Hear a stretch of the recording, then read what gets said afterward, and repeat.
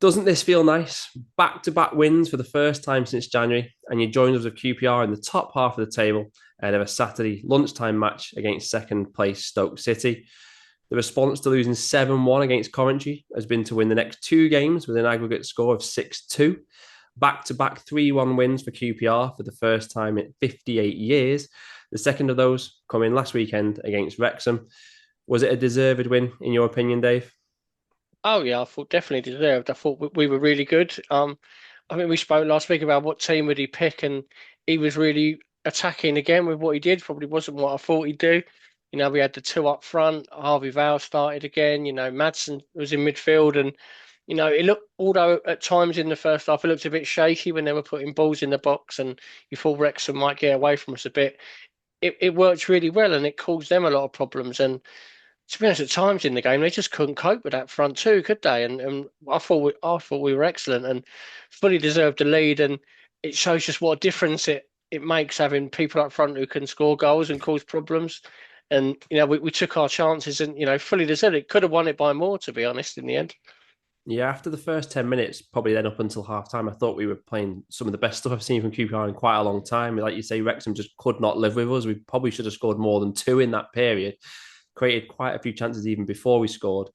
I felt the big moment of the match was when Hardy missed that chance at 1-0, though, because they did have that. And if that had gone in, could have been a different game. But obviously, we went up the other end, scored, and what a finish from Richard Kone that was. We have to say, one of the best finishes I can remember from a striker in a long time.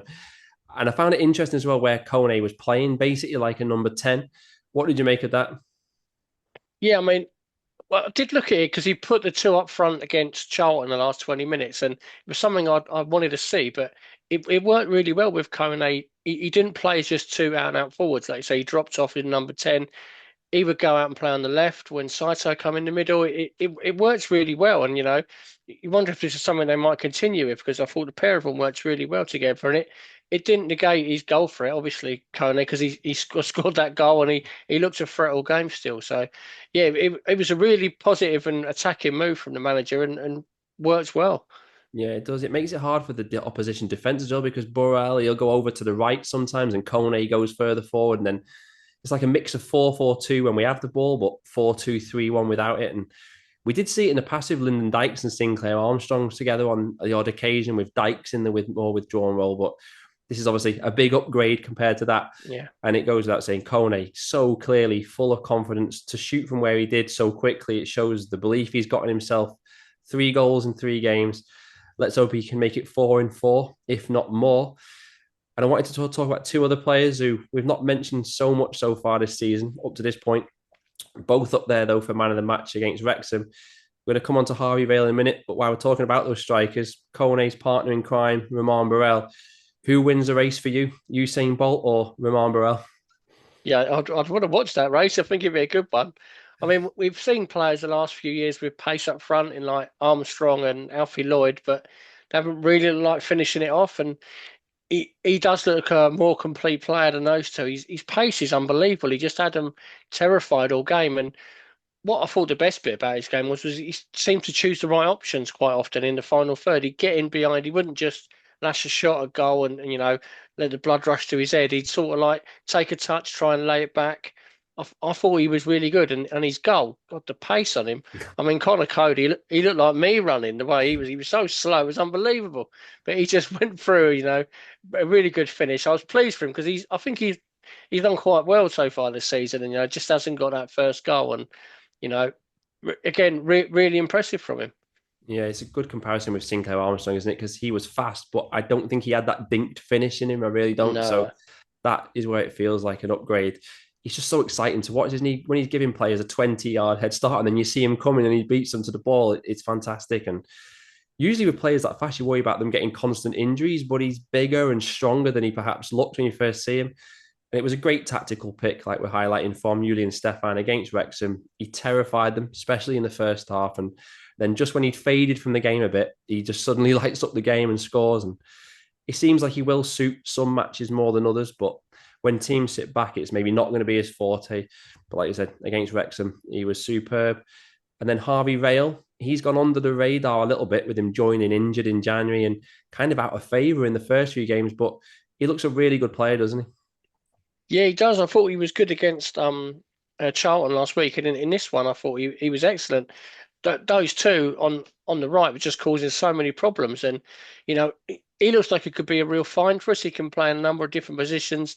He's good on the ball. He creates chances, and he also works hard for the team. He was all over the pitch, chasing things down. I thought he was really good, and we've been talking about who's going to play on that right side. Will it be Dembele, Smith, or Poku? Maybe he's going to leapfrog all of them, because he's done really well so far. Yeah, he's definitely going to give Julien Stephan a headache, as we'll probably come back to shortly when we go back to QPR. But yeah, for me, really impressive. Evidence that he's got like an exceptional footballing brain with like intelligent flicks and touches that can sometimes go unnoticed, but they're making a big difference. Clever movement too. And like you say, he can operate in multiple positions, so he can only be an asset for QPR. Got to say, what did you make about Wrexham, their performance in that match? We talked about last week, maybe they could be top six, but they didn't look anywhere near that level, did they? No, surprisingly poor. You look at them on paper. They've got a lot of good players and a good side, but I just thought they were very one-dimensional. It was just balls in the box for Kiefer Moore, and he's a really good player, and he scored on the day, and he could have had a few more, but you need a bit more, and I thought that's kind of all they had. I just thought they were quite sluggish and slow throughout the team. I think they'll get better as the season wears on, but it's not been a great start for them. And I see the stats before about how many chances they give away, and you can clearly see it during that game. We had so many chances defensively; they were all over the place. And for the players they've got at the back, they shouldn't be giving that many chances away. No, especially when they play three at the back as well, but they were Yeah, quite open. But yeah, we said last week before the game that they were already looking like they were a bit reliant on Kiefer Moore, but it was actually quite extreme how reliant they are on him. It's just yeah, long ball after long ball. Obviously, when you do that, there's going to be chances and scrambles like we saw in the second half and the ball bouncing around. But with the money they spent, the fans are probably going to start saying they expect a bit more, aren't they? And it seems inevitable to me that the manager will change at some point. And there's definitely evidence of what we spoke about last week as well, that they've got so many signings and there was an element of them having no idea where they all fit in. And yeah. I still think they'll be fine, but there's obviously is work to do. A team who's had a better start to the season, though, is this week's opponent, Stoke City. 4 wins out of 5, only 3 goals conceded. Mark Robbins, he's proven himself as a good manager once again, isn't he? Yeah, he's an outstanding manager. The job he did at Coventry and everywhere he's been, he's always produced good footballing sides. It was a bit difficult for him last year. They looked in a real struggle, but obviously he's managed to stay up in the end, and he's really sorted it out now. I always look at Stoke. I think every year when we play Stoke, I say how good they look on paper, but they never really look that good on grass. But this year they do look a proper team. They've got some really good players. I thought they made some good signings in the summer. I like that. Donnelly they got, it was on loan at Orient last year. He was a good player. They've got some good experience at the back. He's just a really good manager. He'll have them a lot further up the table than they have been the last few years. Yeah, he did. Stoke for me did really well to get him in because from the outside looking in, some managers might have thought I don't want to go there because they kind of stagnated a bit. But you just know with Mark Robbins, he's going to make a team more competitive. He knows how to get grind out games, and he's the type of manager who kind of knows players to play certain positions and pick up points, and that's exactly what he's doing straight away this season. I watched their match back last week, and in the first 20 minutes, they could have been 2-3 up against Birmingham. Second half evened up, but it was a good win and clean sheet for them. And they're going to come to Loftus Road full of confidence, look very solid at the back. I saw one of their own fans describe them as a bit of a scrappy side at times, not giving up much, but then exciting when they do get the ball. So overall, I think it could be a test to break them down. And we've got to watch out for Sorba Thomas, haven't we? Five goals Yeah. he's been involved in 5 games. Tricky player. Yeah, it's a good pickup from them. He's always a good player at this level. Surprised he didn't get a move earlier after Huddersfield went down the other year. But yeah, he's really good. Like I say, they're a good side. They're not up there by accident. He's really got them going. And this is a really tricky game, but I think it's going to be quite an exciting game at the weekend because obviously we're in form. We've been really good the last couple of games, and you know, it's one that could definitely go either way. It should be a good one to watch. Yeah, hopefully it will be. Got to watch out for their set pieces as well, I should say. Obviously, from Sorba Thomas, he scored from a corner last week. We conceded from one against Wrexham. So hopefully we've done our due diligence on the training ground there. I did delve into their stats, looked at their XG, number of shots they've had, and It does suggest they're maybe a bit higher than where we'd expect Stoke to be, but you're kind of alluding to it already. The aim for Stoke after 7 seasons in the bottom half, it's just got to be to get in the top half, hasn't it? Yeah, to get in some. I don't think they'll finish like in the top two where they are at the minute, but I think they'll be, looking for the top half. The last few years they've been down, the bottom six of us, haven't they? And it's been nowhere near good enough for the money they've spent and the players they've got. And I would expect them to be, top half this year. I don't think they'll make the playoffs, but I think unless they do extend the playoffs to about 20 teams, then they might have a chance. But um, yeah, but I think they're going to do a lot better, and you're already seeing signs of it so far that they've got their house in order this year. Yeah, definitely. They're a bit like QPR in some ways, aren't they? The first target's got to be cement yourself in the top half and then maybe see if you can reach beyond that. Yeah, But I agree with you. I'd be very surprised if they're in the top two all season. Strike me as one of those teams as well where a few injuries to some key players will probably hurt them. yeah. Again, much like QPR. But there's no doubting they've had a great start to the season. And with any luck, that will end on Saturday, though. For QPR, it's probably going to be a shorter discussion this week because it's incredibly rare for QPR. But do you think Julien Stephan will name the same starting 11 as he did at Wrexham? I think he may well do. You look at the players that have been out injured that they don't seem like they're going to be back. Maybe Smith might be back this weekend. So I think he'll probably go with the same again and, try and have some strength off the bench. He's worked well. He seems to have a lot of faith in that midfield too of Varane and Madsen. And while he's not perfect and, Madsen defensively is still not great, he's a lot better going forward than the other options. So I think he'll probably go with them again. And then you've always got your options of Hayden and Sam Field off the bench if need be. Yeah, the names you'd maybe expect him to tinker with. We've discussed Vale, Burrell. They've made it very hard to drop them. So, Yeah, and Bengay as well. We discussed him last week, but he only had one or two scary moments at Wrexham. So, I suspect he'll keep his place. So, yeah, I honestly can't see a change coming. Michael Frey as well, almost certainly to only make another cameo off the bench. What we can see coming, though, is the amount of Julien Stephan's about to have once we do have in a few weeks. Have Chair, Poku back. You just said there, Hayden, Field, and Bailey. They're only on the bench. He's got an impending headache, hasn't he? he has been. It's a nice headache, isn't it? You think where we were last year, where we couldn't find a striker, and at times we didn't have a centre half. That the club have done a really good job this summer. They've really improved the squad, and the squad looks a lot stronger. And when they're all fit, we'll have a lot of choices to make, and that can only be a good thing. If you're going to, you look at probably our two most important players the last few years have been Ilias Chair and Sam Field, and to be honest, if they were fit today, where do you put them in? If we don't get in the side at the minute, and that's definitely shows progress that we're making. So it'll be a nice problem for him to have. Yeah, you're right. It's unthinkable a few weeks ago that Ilias Chair, Poku, Field, like you say, wouldn't walk straight into the team, but they wouldn't now, would they? And I think that's just got to be a real positive for all of us as QPR fans.